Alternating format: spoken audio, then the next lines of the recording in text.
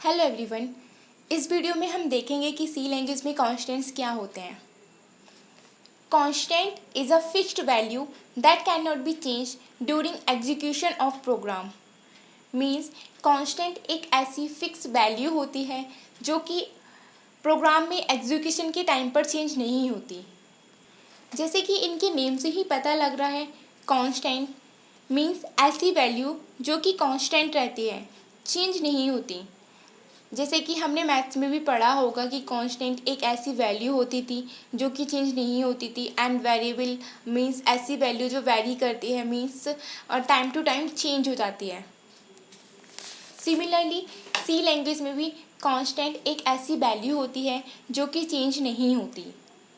जब हमने वेरिएबल के बारे में पढ़ा था तब हमने देखा था कि वेरिएबल को हम चेंज कर सकते हैं। सपोज़ हम अपनी किसी वेरिएबल को डिक्लेयर कर रहे हैं तो सबसे पहले हम उसका डेटा टाइप लिखते थे। मान लो कि हमने यहाँ पे इंट डेटा टाइप का वेरिएबल लिया है, तो हम सबसे पहले इंट लिखेंगे, उसके बाद वेरिएबल का कोई भी नेम दे देंगे। तो हमने यहाँ पे इंट ए, उसके बाद हम वेरिएबल को इनिशियलाइज़ करेंगे, तो हमने यहाँ पे ए असाइन 5 लिख कर वेरिएबल को इनिशियलाइज़ कर दिया। यहाँ पर हमने वेरिएबल की बात की थी, तो वेरिएबल को हम चेंज कर सकते थे। सपोज़ हमने यहाँ पर ए असाइन 8 कर दिया एंड हमने यहाँ पे प्रिंट कराया ए को। यहाँ पर हम प्रिंट कराने के लिए प्रिंटफ फंक्शन का यूज़ करते हैं, जैसे हमने अपने फर्स्ट प्रोग्राम में देखा था। इसे प्रिंट कराने के लिए हम %d साइन का यूज़ करते हैं। %d क्या होता है? ये एक फॉर्मेट स्पेसिफायर होता है जिसके बारे में हम आने वाले लेक्चर में पढ़ेंगे। एंड हम प्रिंट कराएंगे ए को।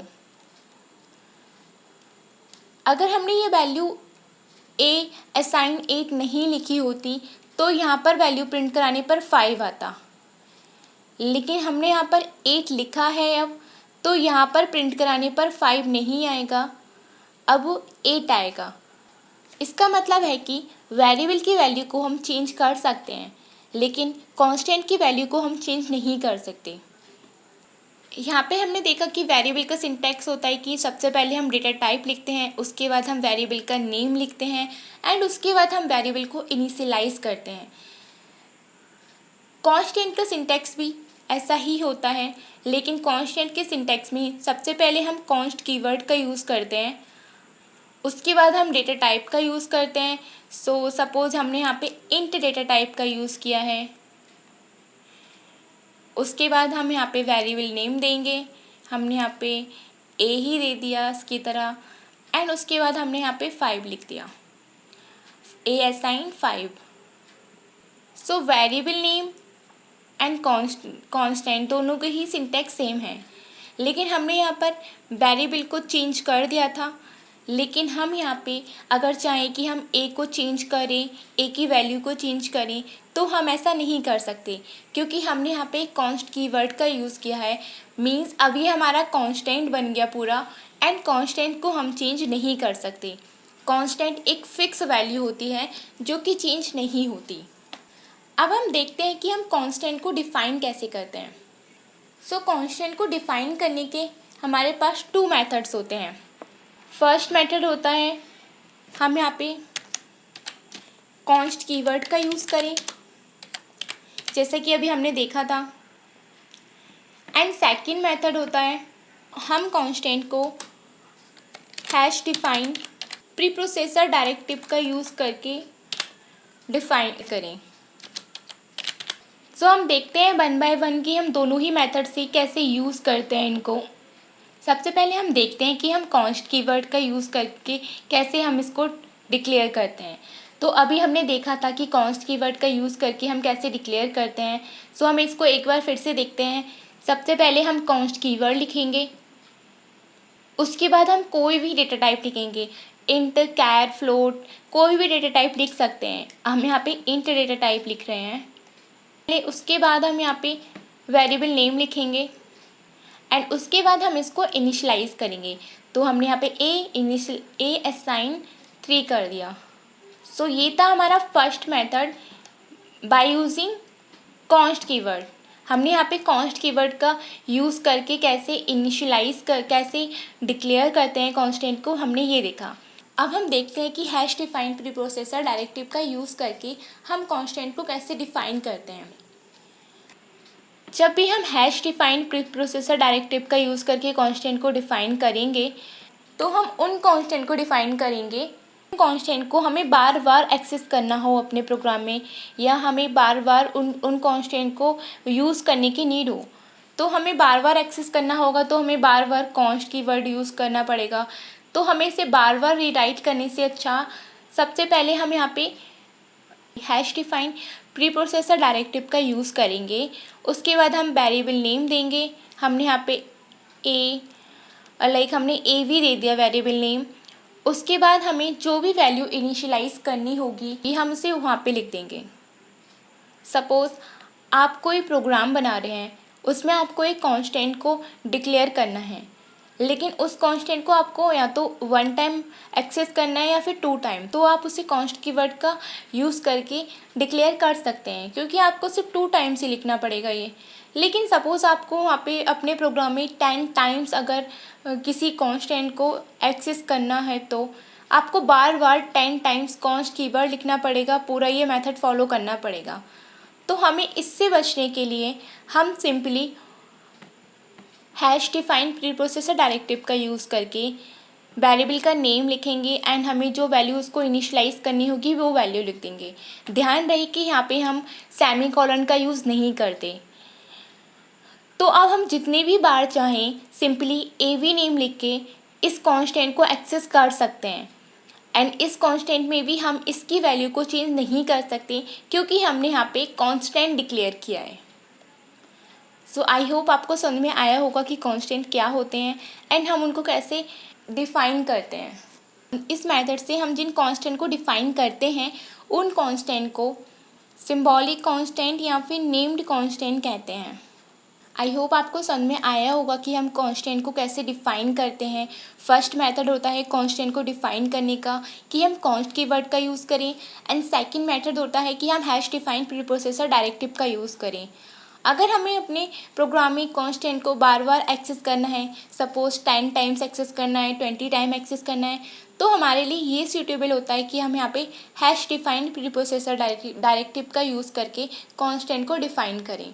अगर हमें 1 टाइम ही एक्सेस करना है या फिर 2 टाइम्स करना है तो हम यहाँ पे कॉन्स्ट कीवर्ड या फिर hash defined pre processor directive दोनों में से कोई भी मेथड यूज़ कर सकते हैं। अब हम देखते हैं कि कांस्टेंट्स कितने टाइप्स के होते हैं। बेसिकली कांस्टेंट 3 टाइप्स के होते हैं: numeric constant, character constant and string constant. Numeric constant को भी हम फर्दर 2 कैटेगरीज में डिवाइड करते हैं। First integer constant and second real constant. Integer constant वो कांस्टेंट होते हैं जिनमें पूरा एक होल नंबर होता है, लाइक 1 हो गया या 0 है। इसमें मीन्स कोई फ्रैक्शनल वैल्यू या फिर कोई पॉइंट वैल्यू ना हो, लाइक 5, इसमें कोई फ्रैक्शनल वैल्यू या पॉइंट वैल्यू नहीं है, मीन्स एक इंटीजर कांस्टेंट है। रियल कांस्टेंट वो कांस्टेंट होते हैं जिसमें फ्रैक्शनल वैल्यू होती है या फिर कह सकते हैं कि पॉइंट वैल्यू होती है, लाइक 0.3, 4.0, 6.9, ये सभी रियल कांस्टेंट्स होते हैं। इंटीजर कांस्टेंट्स को भी हम फर्दर 3 कैटेगरीज में डिवाइड करते हैं based on the number system. Number system के अकॉर्डिंग हम इन्हें 3 कैटेगरीज में डिवाइड करते हैं। First decimal, second octal and third hexadecimal. Decimal constant वो होते हैं जिनका बेस 10 होता है। कुछ वैलिड डेसिमल कांस्टेंट के एग्जांपल्स हैं, लाइक 0, या फिर हम कह सकते हैं 1, 2, 1, 2, 3 एंड 3, 7। ये डेसिमल कांस्टेंट्स के एग्जांपल्स हैं। एंड कुछ इनवैलिड डेसिमल कांस्टेंट्स होते हैं, लाइक 2.7 लिखा, इसमें एक फ्रैक्शनल वैल्यू आ गई, मींस एक पॉइंट वाली वैल्यू आ गई, तो ये एक इनवैलिड डेसिमल कांस्टेंट्स होगा। इंटीजर कांस्टेंट में हम कभी भी पॉइंट नहीं लिखते, ये एक फ्लोट वैल्यू होती हैं।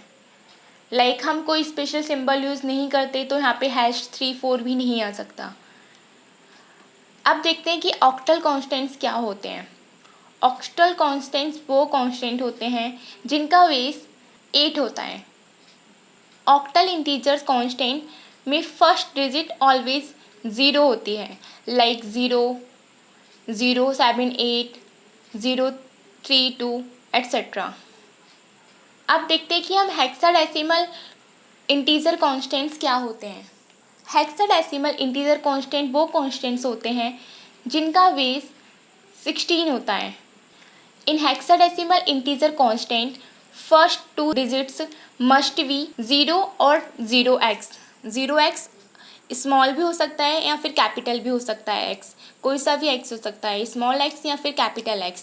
लाइक 0x2 ये भी एक वैलिड हेक्साडेसिमल इंटीजर कांस्टेंट है। 0x5 15 0xAC 0xFC means hexadecimal constants में फर्स्ट 2 डिजिट्स 0x होनी चाहिए। सो ये एक वैलिड हेक्साडेसिमल कांस्टेंट होगा क्योंकि इनकी फर्स्ट 2 डिजिट्स 0 एंड x हैं। अब हम बात करते हैं कि रियल कांस्टेंट्स क्या होते हैं। These constant are also known as floating point constant. These constants are numeric constants that contains decimal points. इनमें फ्रैक्शनल वैल्यूज़ होती हैं जो मीन्स डेसिमल पॉइंट्स को कंटेन करते हैं। ये लाइक 0.9 है, ये एक रियल कांस्टेंट की वैलिड वैल्यू है।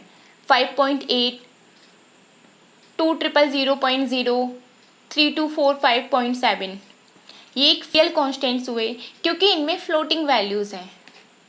Character constants, a character constant is a single character. Character constant वो कांस्टेंट होते हैं जो कि सिंगल कैरेक्टर्स होते हैं एंड उन्हें हम सिंगल कोट्स के अंदर एनक्लोज करते हैं। सिंगल कोट्स के अंदर कुछ भी एनक्लोज होगा वो कैरेक्टर कांस्टेंट होगा। यहाँ पे हमने बैक स्पेस को इनक्लोज किया है, यहाँ पे कुछ नहीं है, सिंपल एक स्पेस दे रखा है वाइट, ठीक है। तो ये भी एक वैलिड कैरेक्टर कांस्टेंट्स है। हमने सिंपली 9 दिया हुआ है एंड उसको इनक्लोज किया है सिंगल कोट्स के अंदर, सो ये भी एक वैलिड कैरेक्टर कांस्टेंट हुआ। डी दिया है, डी भी एक वैलिड कैरेक्टर कांस्टेंट है क्योंकि हमने इसको इनक्लोज किया है। हम किसी भी डिजिट को, किसी भी स्पेशल सिंबल को, किसी को भी इनक्लोज कर देंगे सिंगल कोट के अंदर तो वो एक कैरेक्टर कांस्टेंट होगा।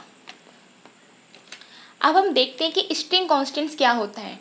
हमने कैरेक्टर कांस्टेंट में देखा था कि हम कुछ भी सिंगल कोट्स के अंदर लिखेंगे तो वो एक कैरेक्टर कांस्टेंट होता था, लेकिन हमें यहाँ पे स्ट्रिंग कांस्टेंट में क्या होता है, स्ट्रिंग कांस्टेंट में अगर हम कुछ भी डबल कोट्स के अंदर लिख देंगे तो वो एक स्ट्रिंग कांस्टेंट होगा।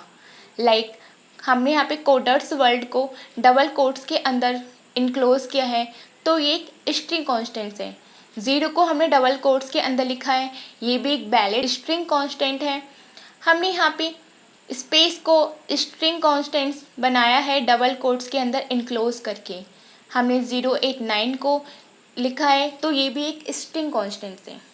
अगर हम बात करें लाइक सपोज हमने यहाँ पे 7 लिखा है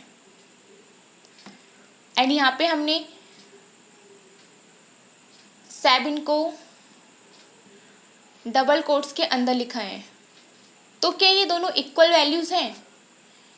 ये दोनों इक्वल वैल्यूज़ नहीं हैं क्योंकि यहाँ पे 7 हमारा इंटीजर कांस्टेंट है एंड यहाँ पर 7 हमारा स्ट्रिंग कांस्टेंट है। स्ट्रिंग कांस्टेंट क्यों है? क्योंकि हमने इसको इनक्लोज किया है डबल कोट्स के अंदर। सिमिलरली अगर हमने यहाँ पे 7 लिख दिया एंड यहाँ पे हमने 7 को सिंगल कोट्स के अंदर एनक्लोज किया है, सो ये दोनों भी इक्वल वैल्यूज़ नहीं हैं क्योंकि ये इंटीजर कांस्टेंट होगा एंड ये कैरेक्टर कांस्टेंट है क्योंकि हमने इसे सिंगल कोट्स के अंदर इनक्लोज किया है।